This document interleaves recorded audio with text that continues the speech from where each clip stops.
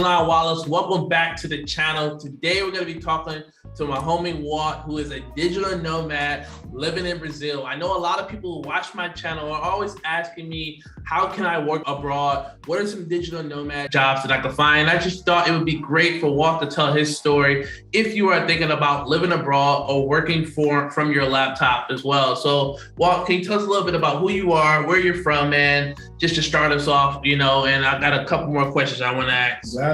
What's up, everybody? It's your boy, Walt. I was born in Cameroon, moved to the States when I was young, about 2.5. I grew up in Kansas City, Missouri. Then I moved to San Diego about 6 years ago. I began working in the healthcare IT space, March of 2013. So I got almost like 10 years in the space, but it was recently where I got a new job last year. January 2021, I began the digital nomad lifestyle, and I'm currently working as an instructional designer.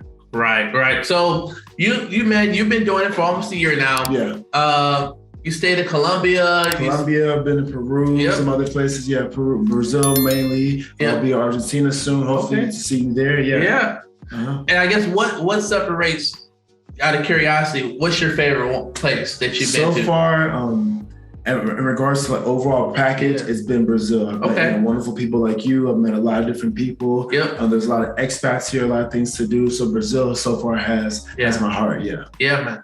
And I guess for a lot of people who are working their 9 to 5, or I guess the people who are currently working remotely, but they're like, well, how do I go about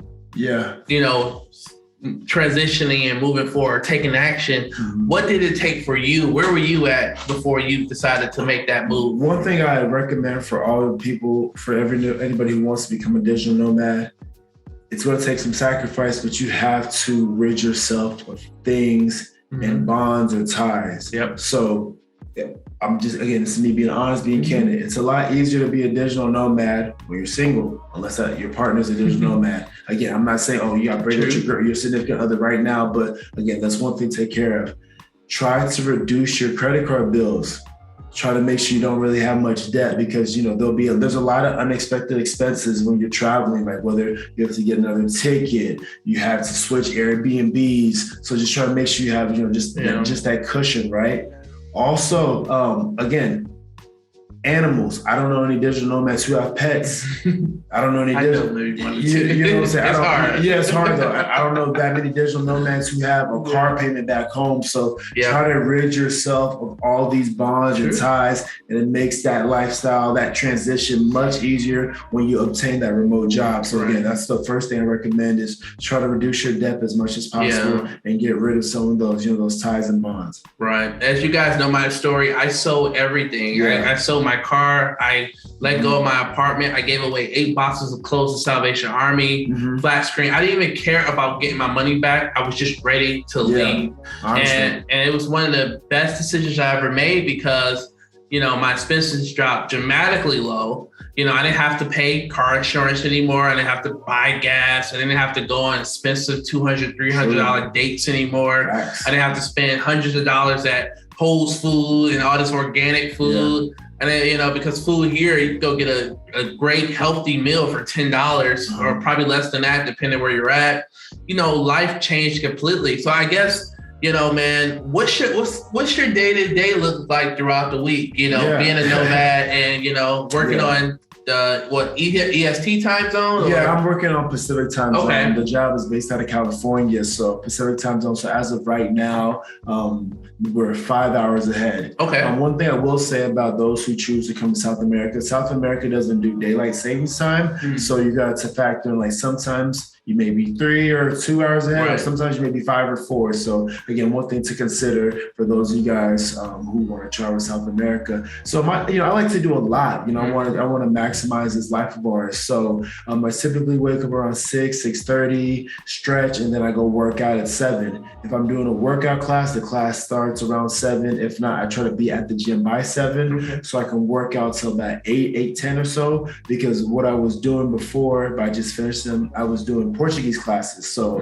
I was going to class from 9 to 1. Then I would work from pretty much 1 to 9 or 1 to 10-ish. Yeah. And then I'm also doing my master's. So I would then do a lot of studying and reading after work. So again, workout, Portuguese, work, and study. But I guess for someone who's transitioning over here for work, I guess if you're on EST time, ideally your day doesn't start until 11 a.m. Potentially, maybe 10. Yeah, if you're on Eastern Standard Time. Eastern Standard Time. Yeah. And if you're on Pacific Time, it's not starting until 12 or 1. Yeah. 12 or 1. Yeah. But I mean, think about if you're an early bird like we are, we've been up 6 a.m. Exactly. You know, like you can get a lot done. You can work out, you can study, whole new language, and you can try to work on additional streams of income as well. You can maximize your time. You have to, you can. So you have that advantage coming over, and I think a lot of people don't realize that. Yeah. And then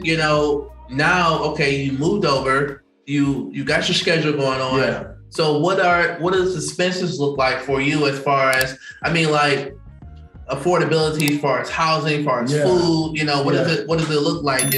I think for the most part, because now in Rio is, a pretty expensive city. So again, not compared to, San Diego, LA, and some of these other places, right? But you think of digital nomad, maybe a couple $100. Like, no, I'm definitely paying more than a couple $100 to stay where I'm staying. Yeah. But again, that's also due to I want to stay in a place that's safe, that's clean, has great Wi-Fi, etc. Yeah. So it's a bit more on the pricier end. So if you guys contact me directly, I can show you exactly, my rental agreement and give you those exact numbers. So also, food can be going out can be okay. Moderate. I think so. Yeah, but I think so too. Depending on where you're going. Groceries, I would say I'm definitely spending, let's say 20% less than what I would spend in the States. I would say that, because some places you go, things that we're used to in the States, they're a little bit more expensive here. Some things aren't as cheap here, even with the currency, because of import, export, all that sort of thing. So I would say about 20% less. You can find, again, like any place, you can find cheaper options, but then you get what you pay for. Yeah. So it's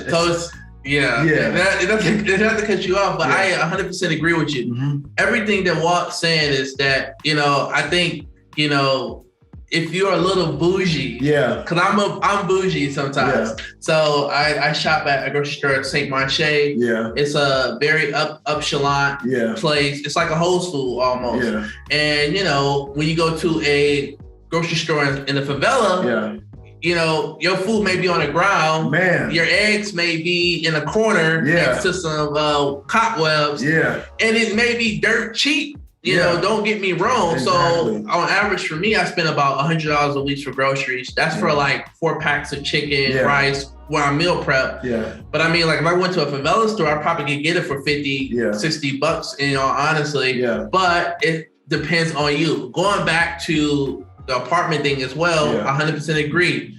You can live in a nicer apartment that's anywhere from the $50 to $70 a night, or it just depends on security and safety. Yeah. You can live in an apartment anywhere from the $23 to $30 a night. It depends on your preference as well. We do recommend that you sometimes just be smart, but I do know that people that's watching this channel, they're going to be on a budget as well. Of course, I do want to at least say, if you are on a budget and you're looking to live in a much affordable area, I would recommend places like Flamingo, Botafogo, and parts of Copacabana can be, relatively priced, but Flamingo, Botafogo, maybe even going down to Barra da Tijuca can be nicer and also a little bit cheaper. Than Ipanema. Again, just depends on the street and the block.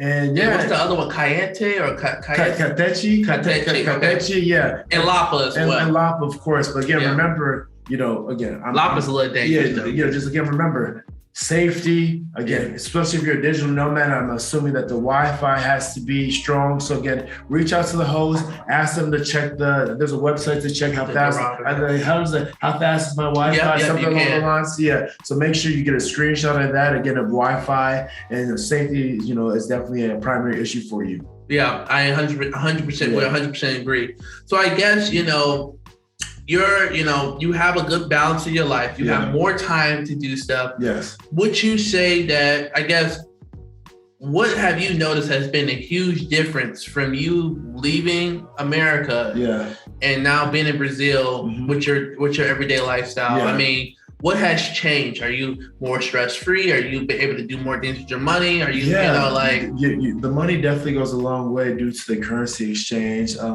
One thing I've realized is that I'm able to operate with less things. Like, again, I still have my car back in the States, but again, I don't make any payments on anything like that. But it's like, I walk everywhere, I take Uber, whatever form of transportation. $2 Ubers. Exactly, honestly. So that's one thing I've realized, that I'm able to operate with less things, with less clothes. I'm traveling with a carry-on, and then of course my items for work. So that's another thing I've noticed. I've also noticed that, you start to appreciate things a lot more, especially when you come to like second world and third world countries. Like, of course, again, being in San Diego, California, other places, you do see homeless people, you do see poverty, but one thing that's really humbled me is like seeing like kids on the street. One thing I can be honest and say, like, I realize just how grateful I am to have grown up in America and to even have USD in my pocket, because again, to really walk past people who are eating out of trash cans, literally sleeping on the streets day in, day out. Again, I've known it's really humbled me. I thought I was a pretty down to earth person, but this has definitely brought me down closer to earth. To realize how hard it is for a lot of people. It does. It does. On top of that, just me, when I packed everything up and came to Brazil, I realized that as Americans, we have so much shit that we don't even need. When you think you don't. I'm like, I had even when you think TVs, PlayStation, I didn't have none of that. And I thought, you can ask my friends, I thought I was frugal and minimalist. And when I was giving this stuff away, I was like, do I really have this much stuff? Man. Like, wow. Like, you don't really realize it, man. Yeah, you don't really realize it. So how did you avoid, I remember we talked about this a couple of days ago, but a lot of our family and friends wasn't rocking with our ideals of living this lifestyle. And you're going to get a lot of people that don't understand it. So what would you say to people out there who are struggling to, because they have the naysayers or people who don't understand what they're about to do? Because what you're about to do is about to change your life. It's almost like it's that Matrix moment. It's changed my life. That red pill and that blue pill. It's definitely, last year was definitely one of the greatest years of my life. But I've always kind of traveled. So like this wasn't a surprise to anybody. Like when people, when I say South America, a lot of people, South America is a continent a lot of people tend to avoid because of safety and this and other reasons, but we won't speak about that right now. A lot of people jet to Asia, Europe, and whatnot. But one thing I will say, hopefully, again, I don't want this to come off as morbid or anything like that, but this is just how I operate. This life of ours, like, it can be long, but it can be short, right? This story of ours. So my thing is, I keep it like that. Like one of these days, you and I will not be here. So live your story, live your truth. Because if I'm blessed with a long life, I know for me personally, I don't want to look back and be like, you know what, I didn't do that because I was trying to please that person and that person. And it still never made them happy. And it never made me happy, right? So live the life you want to live. Again, I just ask you not to hurt anybody, not to disrespect anybody, but live your story out. And that's just what I'm doing. I want to be able to look back on this portion of my life and be like, you know what, you took risks, you took a chance, and you did what you wanted to do, but you didn't hurt anybody. Yeah, and 100% agree with you. I mean, I was telling someone, I think over 4.4 million people died from COVID. And I was just like, man, why not me? And what am I going to do with the time that I have left? And I was just like, man, I see people, one of my mentors, man, sadly, she just retired maybe a year or 2 years ago, maybe just a year ago, actually. And she hit her head and at 70 was about to enjoy retirement. And now it's over. She can't travel. She barely walk. She can barely talk.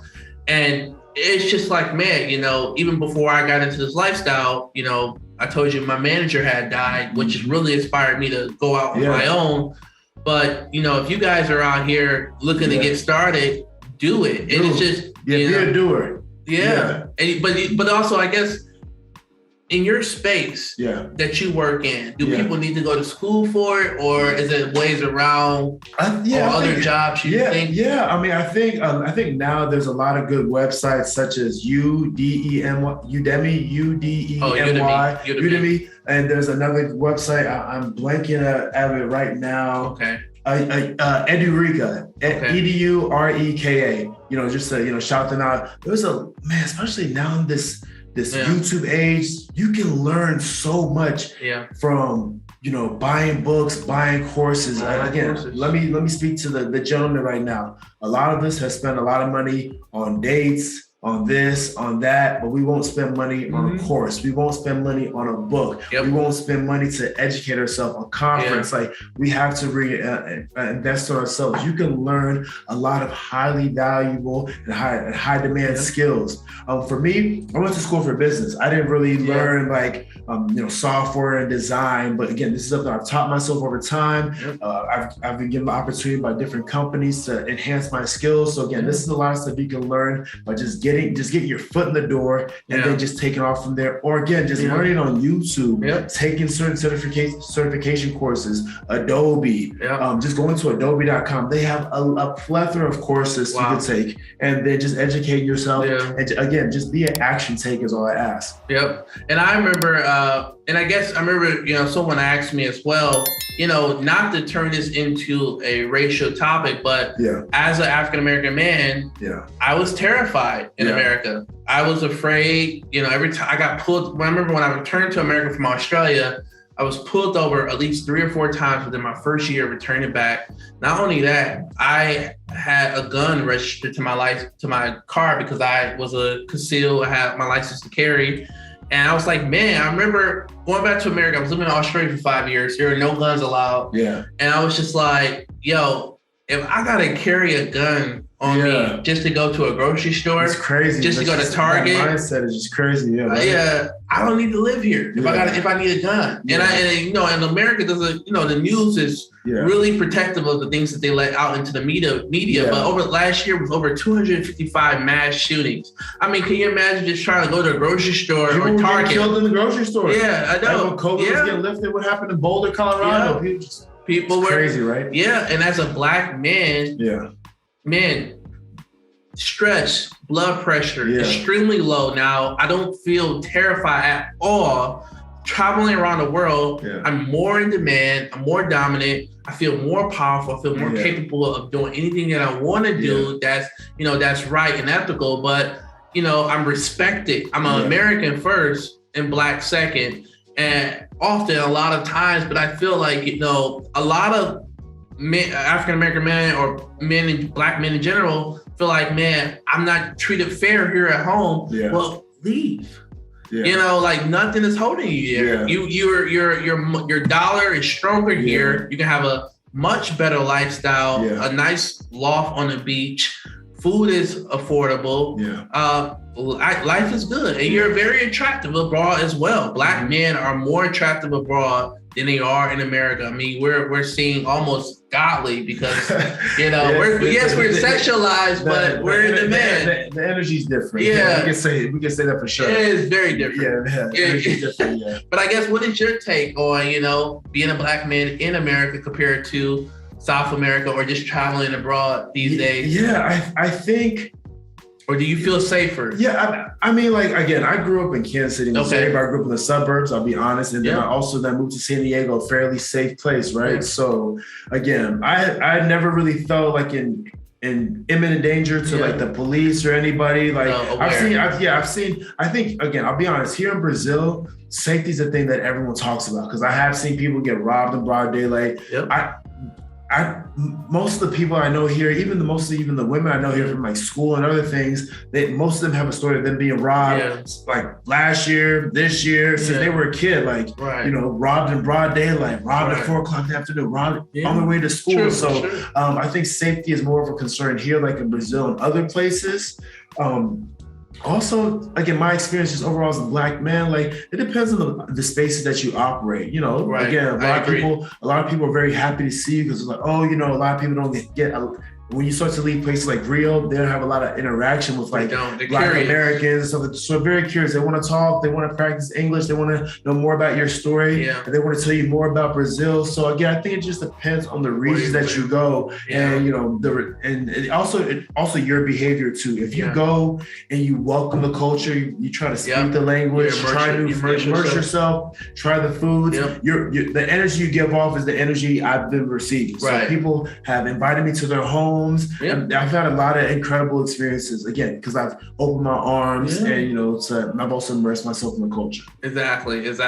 So it's a lot of opportunities here. I guess, is there anything you would say that, so I guess most importantly, takeaways mostly is positive, positive, but also if you are looking to make this transition to come abroad, start letting things go. Start things that you're attached to, insurance, car notes, walk away from it. You have to. Because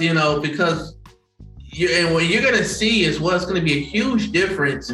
I was spending thousands in America compared to what I'm spending now here, living this lifestyle. And and it's a huge difference. I mean, in America, I was like having steak and salmon once every 2-3 months, and I'm able to have it twice, 3 times a week here, or more if I want to.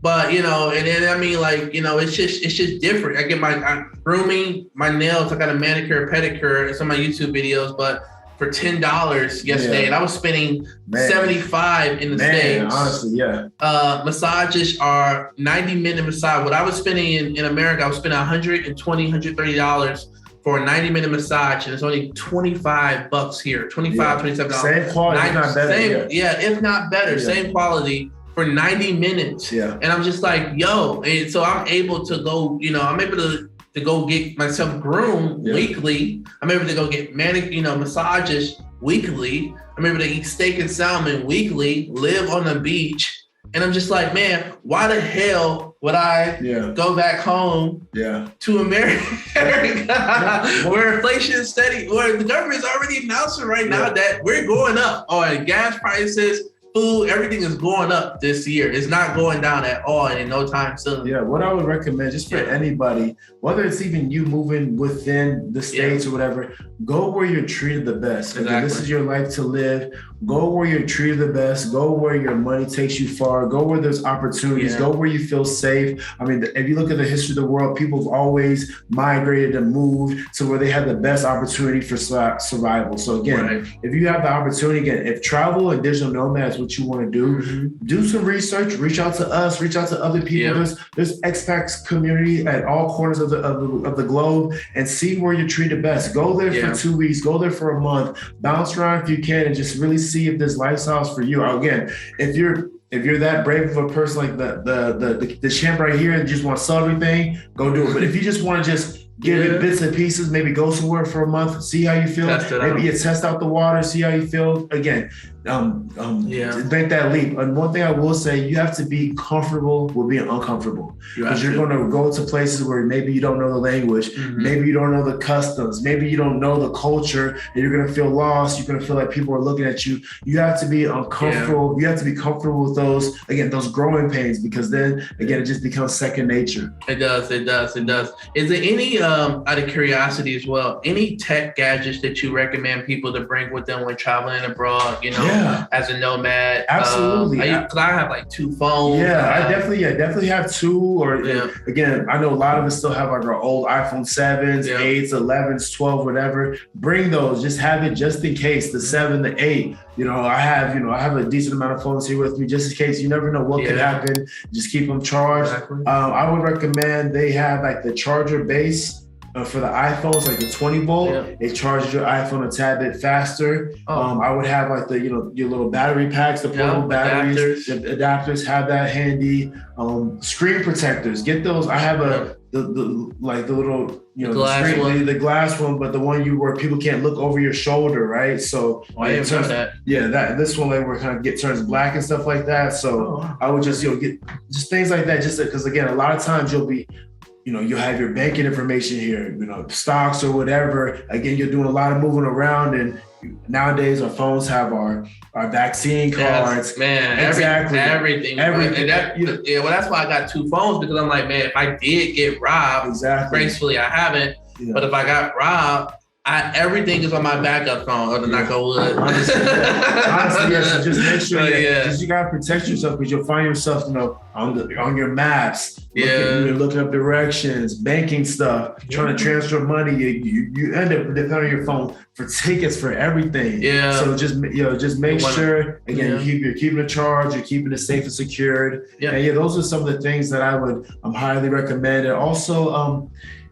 if you're going to Skype and Google Voice as well. For sure. WhatsApp, of course. And then also also like a small bag, because you'll find yourself going like these little small mini trips sometimes. Just like a small bag, just so you don't have to always lug around your carry-on. Yep, and I'm thinking, like we mentioned as well, I agree. WhatsApp, Skype, Google Voice, you want to have those numbers, because you want to link those to your bank accounts, because your regular numbers may not work unless you're using like Google Fi. And you definitely want to have, always use your WhatsApp numbers. I think Charles Schwab or your credit cards that don't have any banking fees as well. Yeah, I have a Charles Schwab checking account. One really nice thing about them is if you use the ATM and withdraw cash and you get charged a fee, they automatically refund you. You don't have to call, you don't have to ask. I've had plenty, whether it was here in Mexico, Colombia, and they returned every single dollar, no questions asked. Amazing. So get the Charles Schwab checking account before you begin your journey. It's been very, very helpful. Oh, another thing, if you have an iPhone 11 and above, and I don't know what it is for Android, but I know for the iPhone 11 above, if you use a thing called Gig Sky, G-I-G Sky, we'll put the description down, put the link down in the description if I misspoke. You can do now, what they have now is the digital SIM cards. So you don't have to go into the store and get a whole SIM card. If you have an iPhone 11 above, you can just say, hey, I'll be in Brazil from the 1st through the 15th. I need data for these dates. You can just do a digital SIM card, and you can activate the digital SIM card and turn off your SIM card, so that way Verizon or AT&T isn't charging you. So they have the digital SIM card now. And just in case, I always do. Me personally, I buy on unlocked phones. Yep. So if your phone is not unlocked, you can always go to a store in a certain area and get it unlocked, but get all your phones unlocked just in case you do need to buy SIM cards, because you want to make sure you're able to use them everywhere. Yeah. I think for the most part, man, I think I'm going to finish up this video. I think if you got more questions, I would strongly advise you to reach out to Walt. I'm going to put his Instagram information in his details. If you're also looking for other streams, you can check me out. You can book a free call with me. If you want to talk more about recruitment or traveling, feel free to reach out. Any last words, Walt, for the audience, or anything you want to say, man? Yeah, man. Again, just this life of ours is beautiful. So again, just take full advantage. If you want to do the digital life thing, go again, but start, letting go of certain things, making those sacrifices, and trust us, man. This is the world is a beautiful place. So go out and explore. Yeah. If not now, when? Absolutely. It's that simple. All right, guys, hit that like button, subscribe to the channel, comment below if you like this, and make sure you check out some more of my videos.